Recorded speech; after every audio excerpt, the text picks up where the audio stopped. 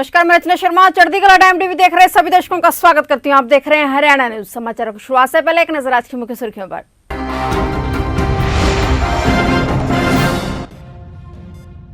कृषि मंत्री ने फिर दोहराई बात, कहा हम बातचीत के लिए तैयार।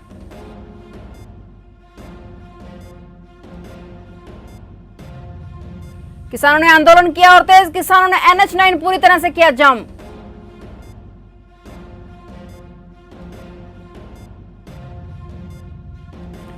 ठंड में दिल्ली सरहद पर डटे किसान, किसानों की रोटेशन, भूख हड़ताल जारी।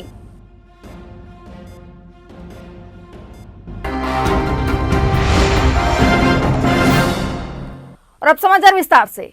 गीता जयंती महोत्सव के 5वें दिन संध्याकालीन महाआरती में हरियाणा मुख्यमंत्री के राजनीतिक सचिव कृष्ण बेदी ने शिरकत की। ब्रह्मसरोवर के पुरुषोत्तमपुरा बाग में भजन संध्या का आयोजन हुआ और महाआरती कार्यक्रम में हरियाणा सहकारिता मंत्री बनवारी लाल बतौर मुख्य अतिथि उपस्थित रहे। उन्होंने गीता जयंती को अंतर्राष्ट्रीय स्तर पर नई पहचान बनने के बारे में भी बताया। इस महाआरती के दौरान और बाद में 18 देशों से आए 22 प्रतिनिधियों ने भी गीता महाआरती में भाग लिया और भगवान श्री कृष्ण के भजनों का गुणगान किया।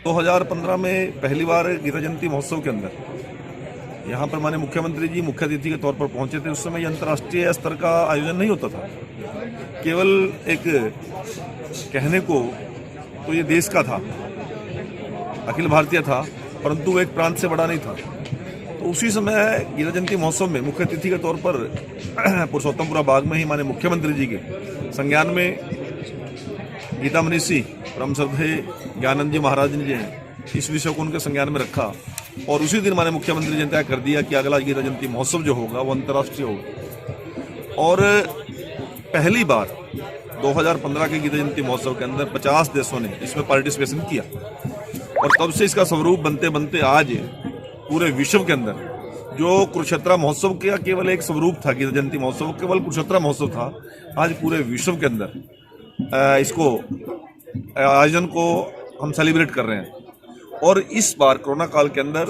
लोगों की सोशल डिस्टेंसिंग को देखते हुए वर्चुअल हमने अटल सेवा केंद्रों पर, प्रांत के विभिन्न पंचायत घरों में भी और इसी प्रकार से देश में भी और अंतर्राष्ट्रीय स्तर पर भी इस आयोजन को वर्चुअल करने का कार्यक्रम किया। नेशनल हाईवे 152 पिंजूपुरा गांव के पास स्थित गोपी कॉटन मिल में आग लगने से मिल में पिड़ाई के लिए रखा लाखों रुपए का नरमा जल गया। आग लगने का पता लगते ही सैकड़ों की संख्या में मौके पर पहुंचे ग्रामीणों ने आग पर काबू पाने के प्रयास किए। कपास के ढेर में आग ज्यादा फैलने पर फायर ब्रिगेड की गाड़ियों को मौके पर बुलाया गया और करीब 1.5 घंटे की कड़ी मुशक्कत के बाद आग पर काबू पाया गया। लेकिन दमकल कर्मियों ने जब तक आग पर काबू पाया तब तक लाखों रुपए का नरमा कपास जलकर राख हो चुका था। कृषि मंत्री नरेंद्र तोमर ने कहा है कि 2 दिन पहले कृषि मंत्रालय की तरफ से किसान संगठन को पत्र भेजा गया था। सरकार खुले मन से किसान संगठन से बात करना चाहती है। अगर किसान बात करना चाहते हैं तो एक तारीख तय करके बताएं, हम बातचीत के लिए तैयार हैं।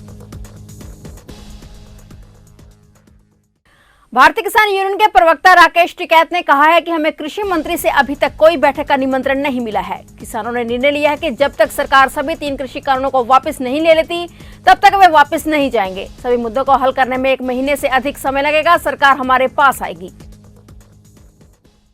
किसानों का आंदोलन जारी है। दिल्ली बॉर्डर पर दिन निकलते ही किसानों ने एक बार फिर से NH9 को पूरी तरह से जाम कर दिया। दिल्ली से गाजियाबाद आने वाली लेन पर भी किसान बैठे हैं। NH9 को कल दोपहर से पूरी तरह जाम कर दिया गया था। किसानों का आरोप है कि कुठार, पूरनपुर आदि में यूपी गेट से आ रहे किसानों की ट्रॉलियां रोकी गई हैं, जिसके बाद आज सुबह किसानों ने NH9 को पूरी तरह से बंद कर दिया। किसानों के आंदोलन का आज 28वां दिन है। इतनी ठंड में भी किसान अपनी मांगों को लेकर आज भी रोटेशन भूख हड़ताल कर रहे हैं। हर जिले में 11 किसानों की भूख हड़ताल सुबह 11 बजे से शुरू होगी। किसानों का कहना है कि उनकी रोटेशन भूख हड़ताल इसी तरह जारी रहेगी जब तक सरकार 3 काले कानून वापस नहीं लेती। किसानों के चल रहे सत्याग्रह को समर्थन देने के लिए दिल्ली हाईकोर्ट की महिला वकील फोरम ने उपवास रखने का फैसला किया है। महिला वकीलों का कहना है कि जिस तरह से कृषि कानूनों को लेकर किसानों का विरोध प्रदर्शन जारी है, उसमें वह भी अपना समर्थन किसानों को देने के लिए 1 दिन का उपवास रखेंगी। पंजाब और हरियाणा के किसानों के समर्थन में मुंबई में कई संगठनों और किसानों ने आज विरोध प्रदर्शन किया। इन संगठनों ने बांद्रा कलेक्टर कार्यालय से लेकर रिलायंस कॉर्पोरेट कार्यालय तक मार्च निकाला। फिलहाल सभी संगठन के लोग डॉक्टर बाबा साहेब अम्बेडकर उद्यान में इकट्ठे हो रहे हैं। उद्यान के चारों ओर बड़ी संख्या में फोर्स की तैनाती की गई है। साथ ही सभी रास्तों को बंद कर दिया गया है। हरियाणा में अब तेजी से महामारी के मामले कम होने लगे हैं। पिछले 24 घंटे की बात करें तो हरियाणा में 553 नए संक्रमित मिले, जबकि 11 लोगों की जान चली गई। हालांकि इस दौरान 905 मरीज ठीक होकर घरों को लौटे और इसी के साथ हरियाणा में महामारी को मात दे चुके लोगों की संख्या 2,49,840 तक पहुंच चुकी है। वहीं प्रदेश में अब 5,525 एक्टिव केस हैं।